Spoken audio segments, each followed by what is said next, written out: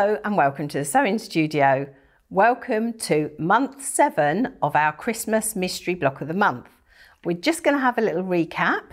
So month 1 was the tree, 2 the gingerbread man, 3 was the present, 4 were the snowmen, 5 were the candy canes, and 6 was our Christmas pudding.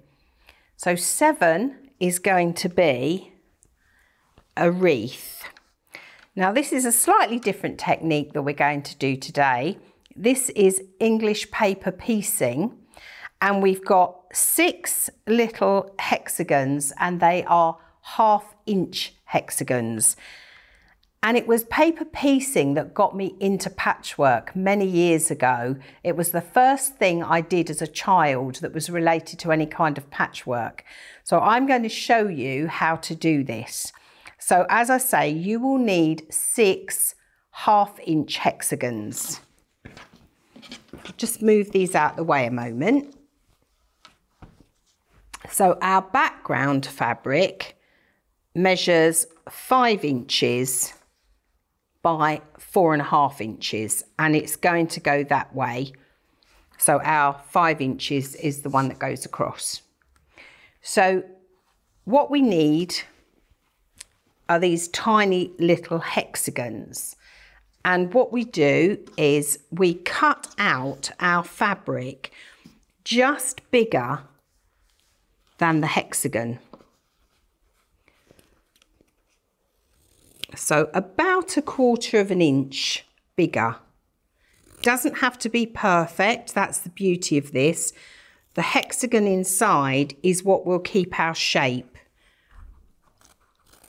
And I've got these lovely sharp scissors that are perfect for applique, and they're sharp all the way to the tip. So there we are, that's cut out very roughly. And then the next thing we do is take a different colour thread, and we are going to tack, you can see as I've wrapped the fabric around on these ones, we're going to tack the fabric down so it forms the shape of our hexagon. So I've got a different colour thread so I can see quite clearly my tacking stitches. So hopefully you can see this on the camera above me.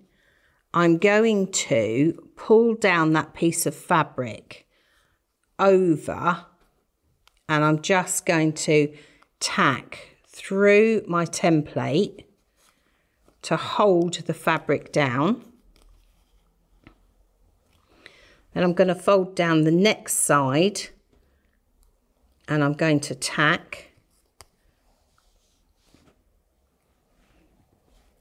And I do fairly small tacking stitches because you just want to make sure you've got the corners or the points nice and crisp.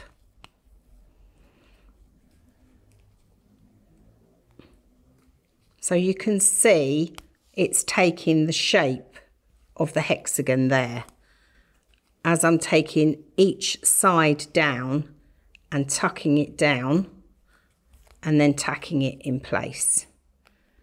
So you continue doing that all the way round until your hexagons look like this. You can see on the back.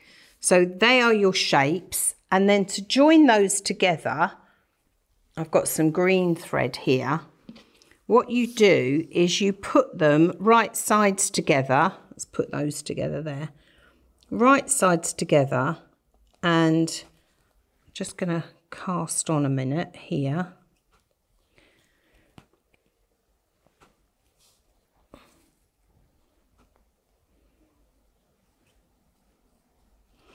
And what you do is, with them right sides together, you very, very carefully stitch over the top. So you go into one and across to the other. Now you can, with this one, leave your papers in because you're not going to be washing this because it's a wall hanging. But ordinarily you would do 5 of your 6 sides, and then you would take your paper out and then sew the last bit together. but as this is a hanging, it doesn't matter, you can leave it in there. So you can see that we've got those two joined together. And then what you're going to do is you're going to continue round until you've joined them in a circle like this. And then once you've got them all joined up in your circle, you're just going to very carefully, and you can see my stitching there, just do some invisible stitching so that you stitch them to your background fabric, and then give them a good press as well, because it does pull the stitching a little bit because you're doing it by hand. But it's a lovely relaxing project that you could take away with you and do a bit of hand sewing. And then I've just decorated this one with some red buttons. You could put bells at the end of this if you wanted to. You could put hanging on there. You could put a ribbon down there. There's lots you can do to embellish it to make it your own. But I think that's a really pretty little block, and it's something different to some of the others that we've done. So as always, have fun. I look forward to seeing you next time for block 8. Thank you so much for watching. Don't forget to like and subscribe. There's a button just to my left. If you've got any questions, we're happy to answer those in the comments below. And for all your patchwork and quilting needs, head on over to the Sewing Studio. We have an amazing array of patchwork and quilting products, and all of the relevant links are in the description below. Look forward to seeing you next time.